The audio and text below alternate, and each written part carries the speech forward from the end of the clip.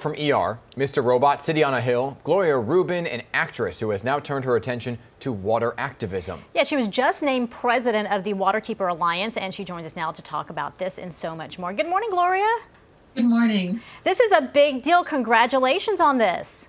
Thank you very much. Yes, it is a big deal, and it's an amazing honor and an opportunity to help raise awareness for Waterkeeper Alliance. Well, walk us through that. For folks who are unaware, what is Waterkeeper Alliance? Well, Waterkeeper Alliance is literally an alliance of over 350 plus registered waterkeepers around the globe.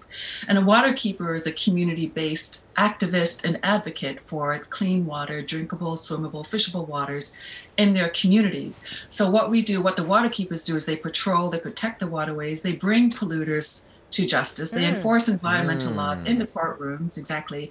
We advocate, we teach students, they bring students onto the waterways so that we encourage the next generation of waterkeepers, clean water warriors.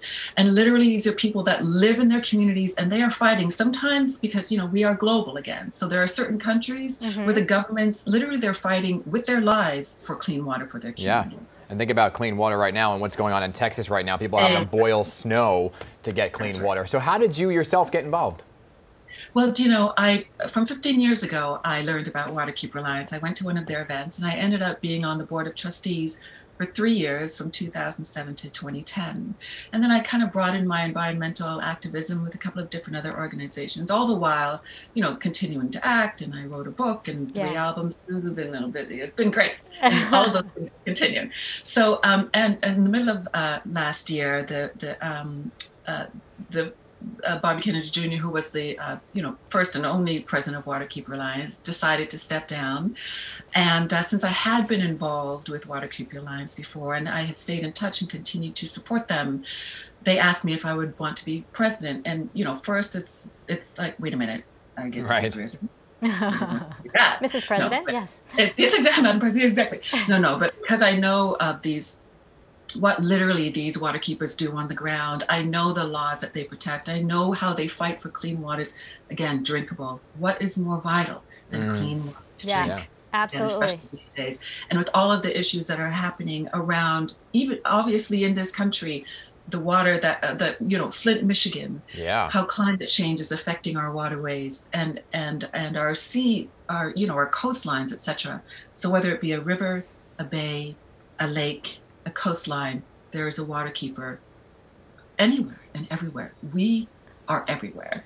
And all anybody needs to do to get involved, to volunteer, to learn more about what's going on in your community, in your waterways, waterkeeper.org, type in your zip code and you will find your nearest waterkeeper. It's kind of amazing. It's really great to know that these folks are on the front lines in their own communities, so they are invested in it clearly.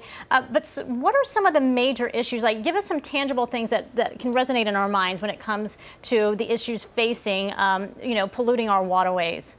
Right. Well, there are a couple of things that, just staying local. First of all, the Hudson Riverkeeper, which was literally the first, which was the template for waterkeepers around the globe. The Hudson Riverkeeper joined with other environmental groups, which we will do when we need to join forces to pass new law.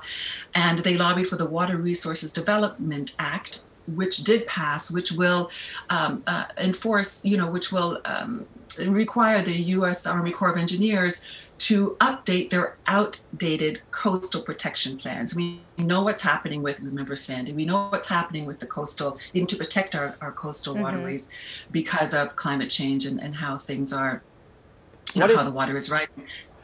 What is something that we all can do that's very easy maybe, that we could do to help protect the waterways? First of all, learn about them. Go outside and learn about what's going on in the waterways. It's one of the things I love about what we do as well. The St. Lawrence Riverkeeper has a program that brings the students out onto the waterways. Obviously with COVID, they had to go virtually, but there's something about when you fall in love with something, you're going to want to take care of it. So find out, get involved with your literally your local water. Or if you don't have a body of water that's close by, again, go to waterkeeper.org. Find the waterkeeper who's closest to you, or even one that's around the globe, in India, in Alaska, in Latin America, in Africa. Check out what they're doing and support them. Absolutely.